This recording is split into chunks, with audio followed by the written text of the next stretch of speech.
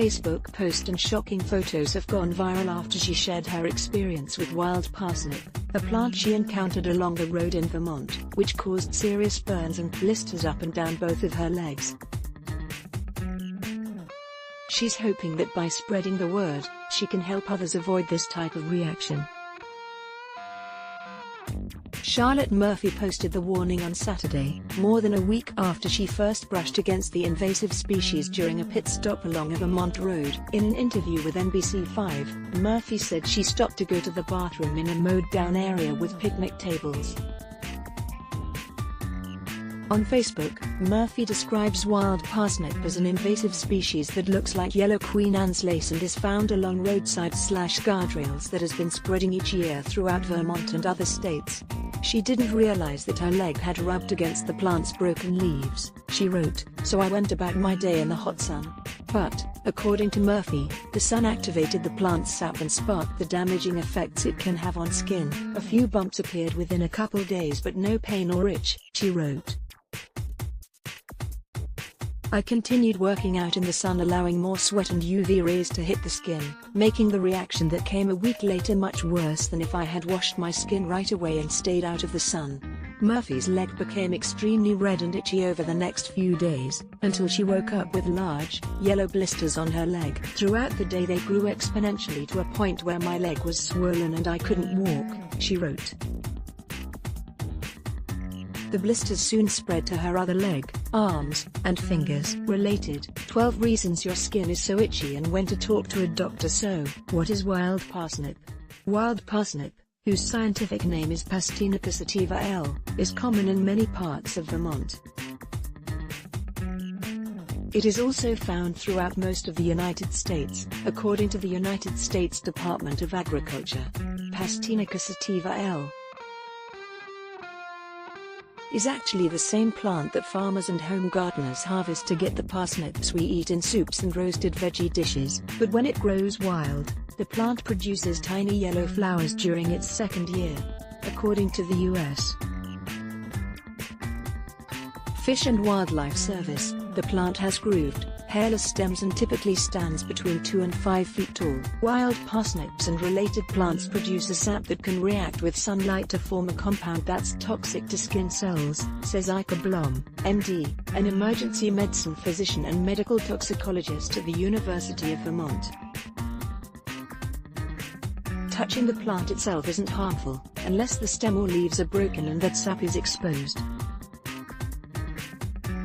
This unfortunate experience is called phytophotodermatitis, he says, and it's a natural defense against certain types of plant-eating fungus. Humans aren't the intended target, but if we absorb this substance topically and then go out in the sun, it can have really devastating effects. The chemical reaction can damage DNA and cause skin cells to die, which can cause blisters and scarring. The plant is a close relative of carrots, parsley, celery, and giant hogweed, all of which can cause similar skin reactions in sensitive individuals, says Dr. Blom. Earlier this month, a Virginia teen made headlines after suffering second-degree burns from wild hogweed exposure. Experts say that plant's growth is spreading to new states and regions. Eating citrus fruits and taking certain medications can also have similar effects for people who are sensitive to plants' light reactive compounds. For example, one 2014 case report from the University of Vermont describes a woman who had developed a rash on her hands after baking with lime juice and then going out in the sun. Related, 7 medications that may make you extra sensitive to sun and heat. How to protect yourself. People who think they've been exposed to wild parsnip sap should wash their skin thoroughly with soap and water as soon as possible, says Drive. Blom. They should also keep the exposed area out of the sun for at least 48 hours. Apply sunscreen and stay inside, because if you don't get irradiated with UV light, you shouldn't get those symptoms, he says. Once the blisters form, there's no antidote. We can only treat it the way we treat a burn. Drive.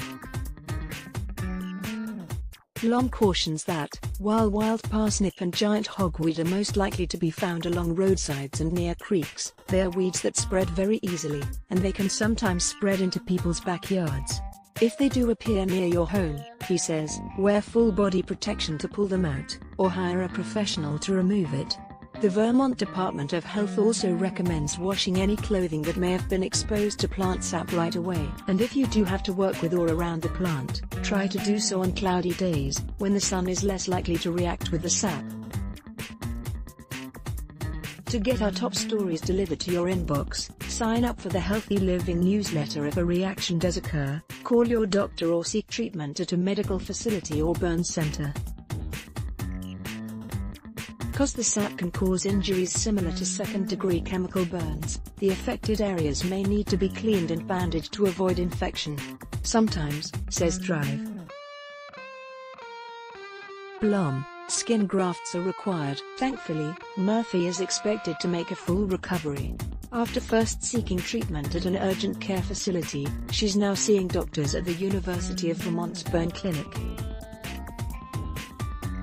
The progress is slow, but the blisters and swelling have gone down, she wrote in her Facebook post. As her arms and legs heal, Murphy is imploring people to tell everyone you know about the dangers of wild parsnip, adding that pets can also get burned if they come into contact with the plant soil. She apologized in her post for the graphic nature of her photos, but added, "They are the best way to show people what wild parsnip does."